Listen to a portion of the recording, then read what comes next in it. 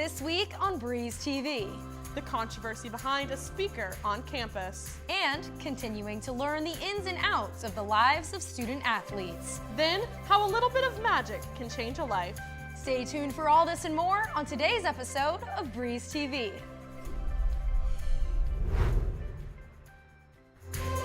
Live from the Allison B. Parker Studio in the School of Media Arts and Design at James Madison University, this is Breeze TV.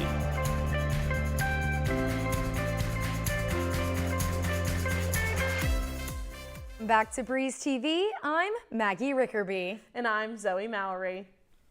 The JMU Board of Visitors have voted to raise tuition for the 2023 to 2024 academic year. Tuition will increase by 3% or $484 for in-state students and $638 for those out of state. 4 out of 5 members appointed by Governor Youngkin voted against the raise, with Michael Stoltzfus voting in favor. An increase in diversity in JMU's nursing program is on the horizon with changes to admission factors. According to JMU News, admission to the nursing major will no longer include overall GPA requirements in the fall 2024 semester. Instead, they're using a more inclusive approach. Factors like the weighted average of prerequisite courses, military service, community experience, certification, and credentials will now factor into students' acceptance chances. JMU News also says first-generation, multilingual, and age-eligible students will be reviewed for acceptance. Jamie Robinson, the Associate Director for Undergraduate Programs in the nursing school, says this new development will give a broader representation of each applicant as a person and, quote, level the playing field. Conservative public commentator Liz Wheeler is coming to campus on April 26 in an event sponsored by the Young Americans for Freedom. In a lecture on, quote, the ideology of transgenderism, Wheeler is set to speak about the transgender community, which she calls, quote, pawns of Marxism in recent tweets. Since their initial post on Twitter and Instagram, YAF has been receiving criticism on their choice to bring Wheeler to campus. Students, alumni, and community members alike have been joining in the conversation online, with YAF's original post accumulating over 2,500 comments. Jordan Hunley, a JMU student with over 85,000 followers on TikTok, posted a video denouncing the event. The TikTok has almost 4,000 likes and 42,000 views. Hunley says she knows that Wheeler has the First Amendment right to come to campus, but finds JMU's silence concerning. I think it's a matter of whether JMU chooses to release a statement saying, we support the trans community, we are welcoming of you, we don't support what she's preaching. And if they don't do that, then I think we just need to be a little more wary about believing the diversity and equity inclusion statements that JMU has put forth. Hunley says she's gotten several comments from concerned students and community members. One of them saying, quote, I'm afraid as a trans girl starting at JMU next year. Preston Renee Steele, a junior at JMU, says that she's had to take breaks from social media because of the discourse about the event. It's weird to just be talked about. It's weird to have information about a community that you belong to circulating in front of your eyes at a rate that's just like so fast that you can't even really keep up. So for me, it's very overwhelming because there just seems to be so much information going around at any given moment that I fear that what I say or people from my community say is not being heard. Despite online pushbacks, Liz Wheeler still plans to come to campus. JMU has not put out a statement regarding the discourse. The Breeze reached out to the JMU chapter of Young Americans for Freedom and did not receive a response by deadline. The Breeze will continue to provide updates on this story as it unfolds. Westover Skate Park is undergoing a nearly $500,000 renovation, but the local skateboarding community says they feel blindsided by the changes. Locals take the podium at Monday's Parks and Recreation meeting to share their concerns on what they call a, quote, dangerous mistake. Breeze TV's news director Kayla Brown takes us through the changes the community hopes to see. I like skating because a lot of people I see is really good. Sometimes they just have the courage for that, but it's going to be difficult now. For all 8 years of her life, Liliana has watched her family skateboard. Now it's her turn to learn, but the new Westover skate park will expose her to more risks. She falls and slides down one of the ramps. It's friction compounded by surface heat from the heat of the sun. She's gonna cry, it's gonna hurt her. The proposed asphalt base and steel obstacles are a stark contrast to a preferred concrete park. These safety hazards are enough to keep even experienced skaters away. If it's a steel park, I'm just not gonna go. It just brings a whole lot of problems. It gets really slick. In hot conditions, you touch the ramp and your fingers pretty much burnt off. Jesse Hammer, owner of the Wonder Skate Shop, reached out to Harrisonburg's Department of Parks and Recreation with his concerns, but has received little feedback. That they would contact me when it came time to make some of the decisions and keep me in the loop with like the design process and stuff, and they never did any of that. There's 120 comments on their post that say concrete, concrete, no steel, concrete. The $475,000 upgrade is thanks to funding from the American Rescue Plan Act. Director of Parks and Recreation, Brian Mancini, says there isn't enough funds for a concrete park, but he will look into feasible options. We don't want to go to war with anybody. We're not trying to be like angry and upset. We just really, really don't want $500,000 to go to waste after we've been skating this park every single day for a quarter of a century. Mancini declined to comment after Monday's meeting, but agreed to an interview after he, quote, debriefed. The community has started a Change.org petition encouraging the city to breach the construction contract, though it is unclear what comes next. Really want this community to be happy and safe. Reporting for Breeze TV from Harrisonburg, I'm Kayla Brown. In an email to Paul Summers, Mancini said the city will be working with the city's attorney to halt the project, and the site will not proceed beyond, quote, tidying up the site, but nothing more. The Rockingham County Sheriff's Office is still looking for a suspect in the shooting that killed 2 people at a house party last weekend. The shooting occurred on the 2300 block of the Red Point apartment complex. 22-year-old D'Angelo Marquise Gracie of North Carolina and a 17-year-old from Harrisonburg died on the scene. A march in honor of the victims will begin at 5:30 in Court Square. For more on the shooting and the aftermath, visit breezejmu.org. For more on national news, contributing reporter Madeline Cornwell is in studio with the latest. Madeline?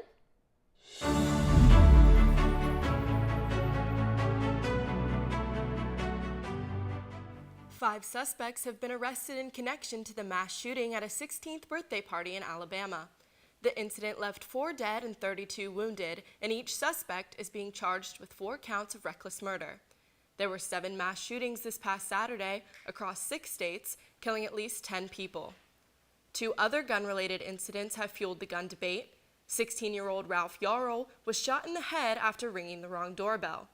2 days later, hundreds of miles away, 20-year-old Kaylin Gillis was shot dead after her and a group of friends mistakenly drove up the shooter's driveway.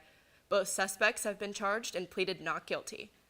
Fox News has reached a $787.5 million settlement in Dominion's defamation lawsuit. Dominion's voting system originally sought $1.6 billion for the target of being 2020's election rigging conspiracies. The Supreme Court has extended access to the abortion pill, delaying the ruling to Friday night. The case is the most important abortion-related dispute in the High Court since the overturning of Roe v. Wade last year. Tonight's ruling will determine whether the abortion pill, Miprestone, will return to the market without restrictions. That's all from politics. Zoe and Maggie, back to you. Thank you so much for all that information, Madeline. And we now have our sports director, Colby Reese, in studio. What do you have for us, Colby? Thanks, Zoe. Coming up on Breeze TV Sports, lacrosse continues to shine on Senior Day, and softball gets hit hard by an in-state rival. Plus, track and field dominates their only home meet of the season. Well, it seems like some great stuff coming up, Colby. Let's cut to the chase when we come back on Breeze TV. A Bojangles family meal has more to choose from. Coleslaw. Dirty rice. Mac and cheese. Those scratch-made biscuits. More choices of handcrafted fixins for everyone. You won't find that in a bucket or a bundle. Order in the app and get more. It's Bo time. It's Bo time. Get fired up tonight because Bojangles has your dinner covered.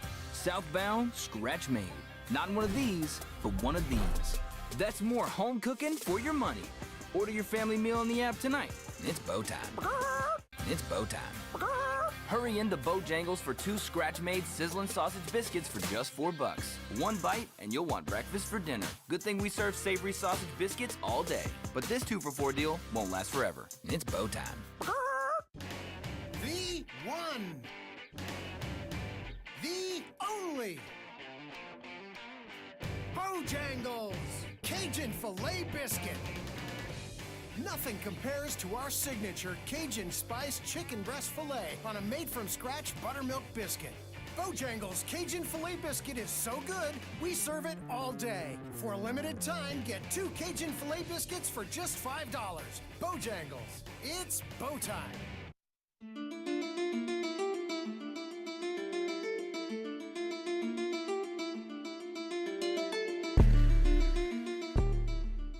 Welcome back to the Sports Desk. This is Colby Reese. JMU Lacrosse played their last home game this past Sunday against Cincinnati. Coming off a big 18-1 win against Vanderbilt in their previous game, the Dukes look to push their 12-game win streak to 13 after this one. Reporter Moses Harris has the story on all that happened at Centera Park. The last regular season home game for the JMU Dukes lacrosse team has been played against the Cincinnati Bearcats, and with it came a celebration of the seniors graduating this year. Congratulate our 2023 senior class. Proud of our seniors today. I think that they did a great job of coming in here and setting the tone early. The seniors that were making their first start this season made it look like they've been there all year, as they helped JMU take a 7-1 lead after the first quarter. But Cincinnati didn't back down. I thought they did a good job of not rolling over and finding some aggression and be able to put that ball in the back of the net. JMU won the game 17-8, and with it, the American Athletic Conference. Yet there's so much more to take away from this final home game, as some players were still mulling over what just happened. I honestly haven't processed that yet. We're about to go to our coach's house right now and do speeches, and that's probably when I'm going to process it. So.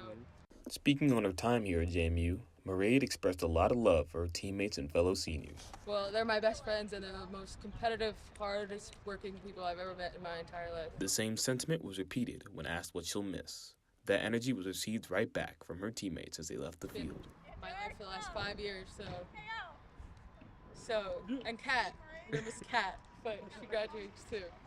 Probably just all the girls and playing and competing at a high level. Reporting from Centera Park for the last time this season, surrounded by the family and friends of JMU Lacrosse, this has been Moses Harris on Breeze TV. Love her. Tuesday night, JMU softball traveled to in-state rival UVA for a repeat matchup from last season's loss. Reporter Sam Reinard shows us how the Dukes reflect on the midweek game and what they intend to work on for the rest of the season. Softball went up against number 8 in the ACC, UVA, on Tuesday and lost 2-10 within 6 innings. The Cavaliers got a head start early in their game with 5 runs in the bottom of the first and 2 runs in the bottom of the second. Got to be ready from the get-go, and they were ready from the get-go, and we didn't do the best we could today. The Dukes were able to score with Kylie Gleason's double down left field line in the 5th and KK Mathis's RBI in the 6th.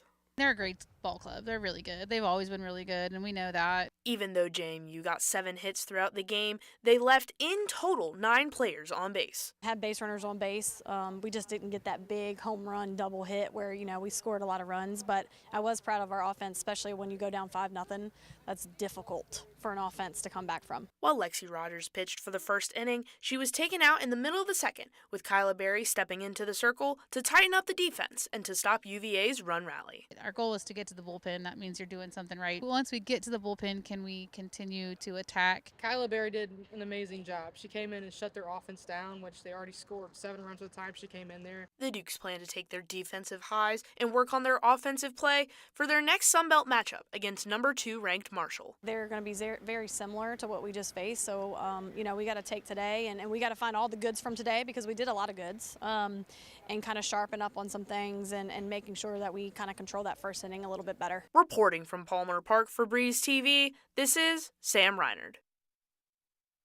Track and field competed in their only home meet of the season last Saturday at Centera Park. The Dukes recorded top 10 program marks in 9 events and won 6 titles during the competition. In the 4x100 meter relay, the group of Kaya Putman, Asia Powell, Jordan Henderson, and Holly Empasy recorded the 4th fastest time in school history.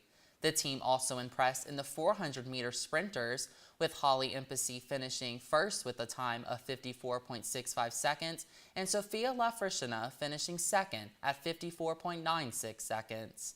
In the field events, Alex Kowasnik finished second in the high jump at 1.68 meters, which ties her for the 5th best height in program history in an outdoor season. Sophomore Ryan Bennett had a personal best in the hammer throw at 38.96 meters. The seniors were also recognized during the day. The team is currently competing at the Virginia Challenge in Charlottesville. This week, Breeze TV Sports sat down with JMU field hockey players and their head coach to learn more about what it's like to be a student athlete at JMU.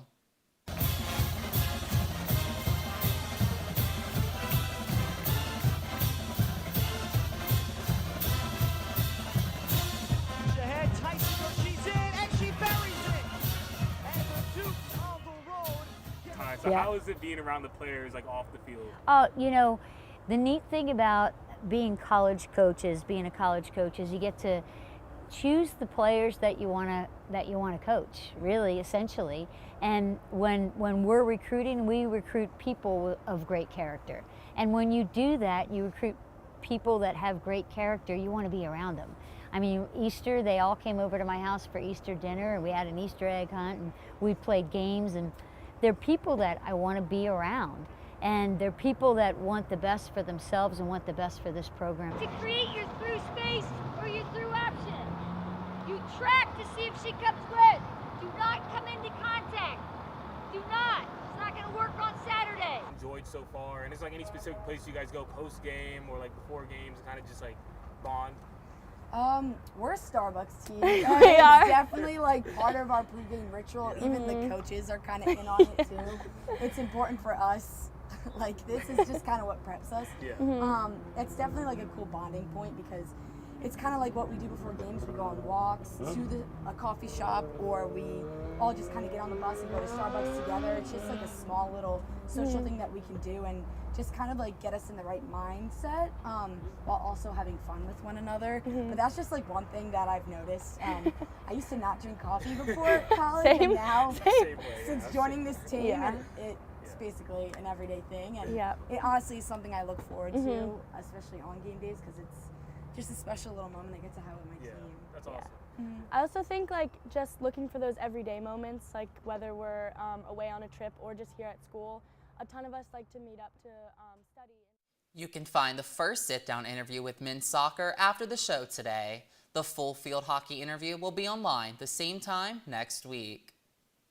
JMU football will host their spring game tomorrow at Bridgeford Stadium with kickoff set for 1 p.m. The game will be played in 2 15-minute quarters with a 5-minute break between them. The offense, who will wear purple, can score through regular scoring methods, while the defense, who will be in white, can accumulate points by earning 3rd and 4th down stops, which will be 3 points, and 6 points for forcing a turnover. The event is free to the public and will be the team's final time playing on Zane Choker Field before opening the season on September 2nd against Bucknell. That's all from the world of sports. Maggie and Zoe, back to you. Thank you all. Thank you for all of that, Colby. We're almost at the curtain call.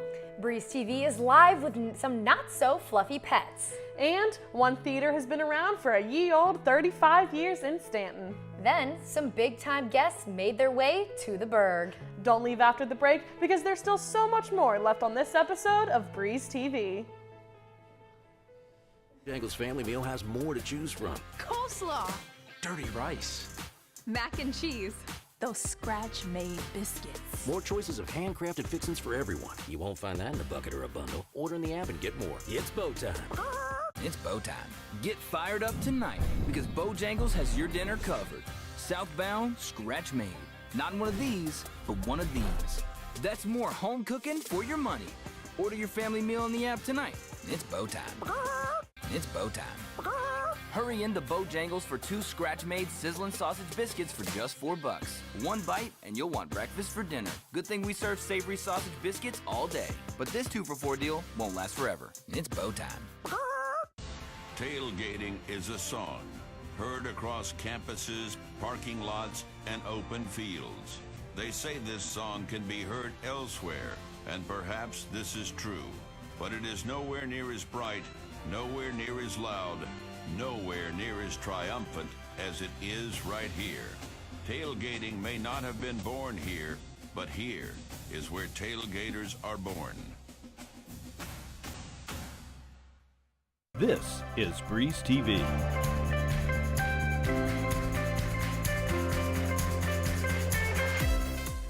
A student organization, A Moment of Magic, is currently hosting a pet rock sale. Yes, you heard that correctly, a pet rock sale. But don't you worry, our reporter Maddie Gallagher is live there now to catch you up. Maddie, what do you have for us? Thanks, Zoe. I'm here at the Pet Rock Sale. I'm with A Moment of Magic, a student organization who serves children facing adversity. This past week, I met up with a few of the members and learned more about their cause. Moment of Magic is a national organization of college students who bring joy to medically vulnerable and underserved children. The group does this by dressing up as popular characters and visiting hospitals, nonprofits, and foster care homes to encourage strength and bravery among these children facing adversity. The JMU chapter of A Moment of Magic was founded in 2019 and continues to grow to this day. This year we piloted a new program called our Express, Create, and Heal workshops, which were 2-hour-long workshops for fighters, survivors, and siblings of pediatric cancer, where we taught them mental health tools, coping skills, all kinds of different things to help support them. According to Coppage, they create close relationships with the children and stay in touch with the families to see how strong of an impact their efforts truly make. There was a little girl we met at an event called CureFest, which is a pediatric cancer event, and we saw on Instagram that she was cancer-free a couple months later, and everybody celebrated at the meeting, and it was really exciting. The organization has allowed another member, Josh Gunn, to form lasting connections with his fellow magic makers. And we go on visits and do all different kinds of things together, so it really is more than just like a normal friendship. I guess it's a tighter bond, especially with the kids. Gunn shares how joining A Moment of Magic has changed him and his mindset. It's very easy to get in a bubble of adults, and a lot of the things I do now are with the kids in mind. Aside from all the friendships they've created within the organization, Alyssa Charnachart, the fundraising chair, finds the children's priceless reactions to their efforts to be the most rewarding part of being in this organization. Being able to see just a kid light up when they get super excited to show their favorite character, like a book or a story, is something that really is impactful to me. When we raise money, we put all of it back to the kids in one way or another. A Moment of Magic at JMU is completely student-run and student-funded, which is why they encourage students to come to these fundraisers.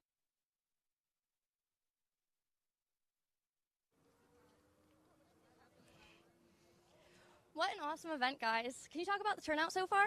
Yeah, so we've had some pretty good turnout. We've sent a lot of rocks off to good new homes, but we still have a lot left if you want to get one of your own.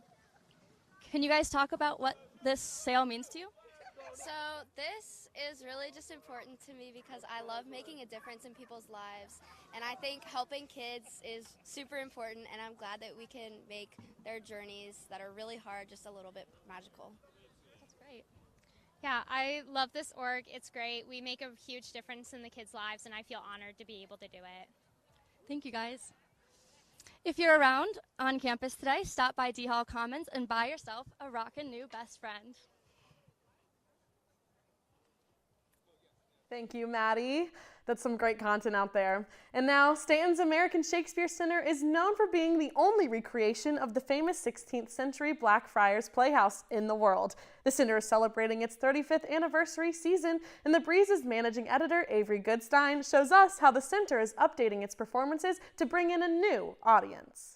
Millie Kinsella lives and breathes Shakespeare. She started at the Playhouse as a tour guide. Now she helps manage the place. We bring them in and we do the whole little spiel of, oh, take a couple steps in and then we'll turn the lights on for you. On a normal day in Stanton, you wouldn't expect to travel back in time, but the American Shakespeare Center works to honor the old and invite the next generation into the world of Shakespeare. And then once the lights come on this place, they're like, oh my God, what? The players at the theater are working with the community to make Shakespeare new again. We have a Taylor Swift song in one of our pre-shows. It's Bad Blood. And the second they're like, do we have any Taylor Swift fans in the house? The kids go wild and then they start singing along. One of the ways the center brings in younger audiences is through student matinees. Artistic director Brandon Carter was the first Black man in America to play King Henry V. He says he hopes to inspire these students. I get to say, okay, well, I could possibly be their first king. That might inspire them to be like, oh, I could be king. Oh, I could be a teacher. I could be whatever. Authentic to the original Blackfriars, all of the plays are performed with the lights on in true Shakespearean style. For some cast members, the experience has led to personal growth they can't find elsewhere. A lot of people who haven't worked here don't know